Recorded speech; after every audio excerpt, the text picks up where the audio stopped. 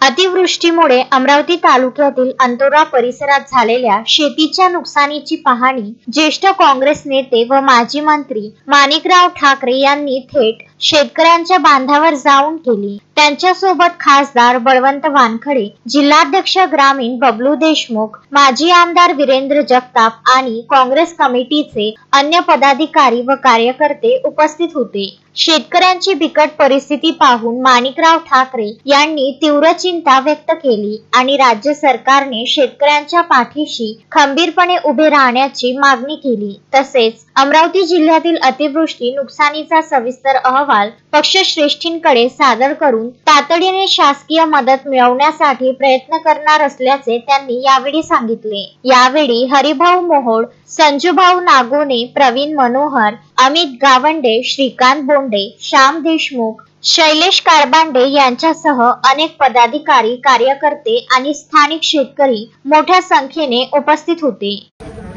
महाराष्ट्र प्रदेश काँग्रेस कमिटीने एक माझ्या अध्यक्षतेखाली एक कमिटी केली आणि पूरग्रस्त भागाची पाहणी आपण करावी आणि त्या ठिकाणी शेतकऱ्यांचं जे नुकसान झालं त्यांना मदत मिळाली की नाही याकरता सुद्धा आपण त्या ठिकाणी काम करावं म्हणून जबाबदारी दिली।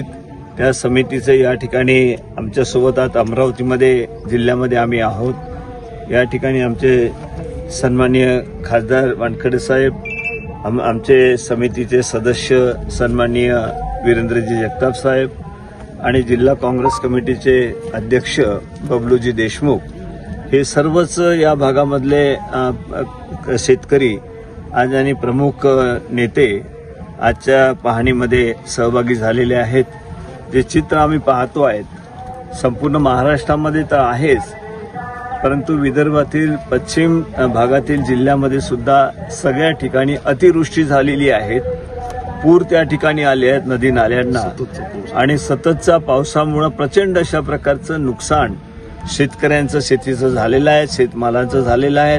त्यामध्ये मग सोयाबीन असो की तूर असो की कापूस असो यांचं कुठलंही उत्पन्न हे शेतकऱ्यांच्या हातामध्ये लागणार नाहीत अशी स्थिती आहे। प्रचंड नुकसान शेतकऱ्यांचं झालेलं आहे। याकरता शेतकऱ्यांना तात्काळ शासनाने मदत द्यावीत, ती सुद्धा मदत 50,000 रुपये हेक्टरी द्यावीत ही मागणी सर्व शेतकरी करतायत आणि ज्यांची जमीन खरडून गेली किंवा त्या जमिनीच्या संदर्भामध्ये सुद्धा निर्णय घ्यावा। ज्यांची घरं गेलीत त्यांना सुद्धा कुठेतरी अल्पशी मदत जाऊन 5,000 रुपये मदत ही काही मदत होऊ शकत नाहीत, म्हणून त्यांना सुद्धा असे घरं गेलीत, जनावरं गेलीत। या संपूर्ण 4-5 जिल्ह्यामधल्या अनेक ठिकाणी अशा प्रकारे वृष्टी झालीत आणि आज मोठ्या प्रमाणावर नुकसान झालं।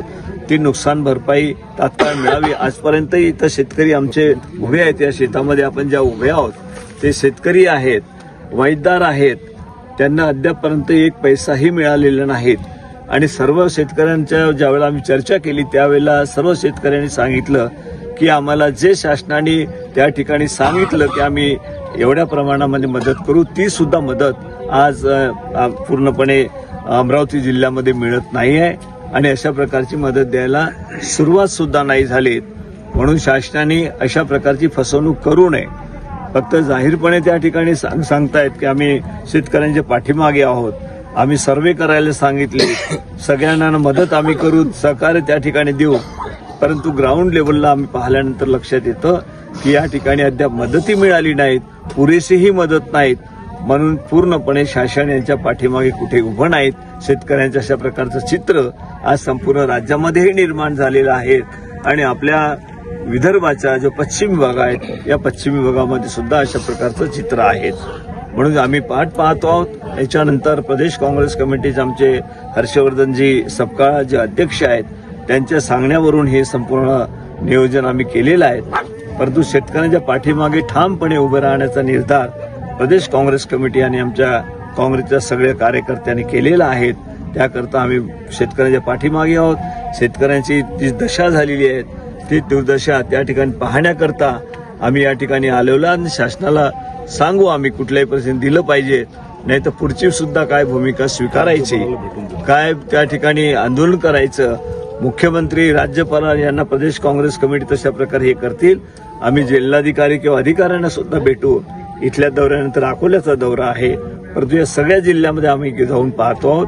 परंतु जे काही रिपोर्टिंग आमच्याकडे येत आहेत त्यामध्ये कुठल्याही जिल्ह्यामध्ये शेतकऱ्यांचं समाधान होईल अशा प्रकारचा राज्य शासनाचा निर्णयही झालेला नाही आणि मदत वाटप सुद्धा तशा प्रकारची सुरुवात झालेली नाही. Vidarbha news bureau, Amravati.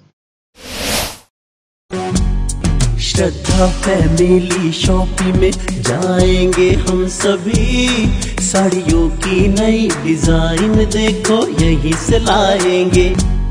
Shraddha family shopping में जाएंगे हम सभी, लेडीज जेंट्स बच्चों की हर फैशन लाएंगे सभी।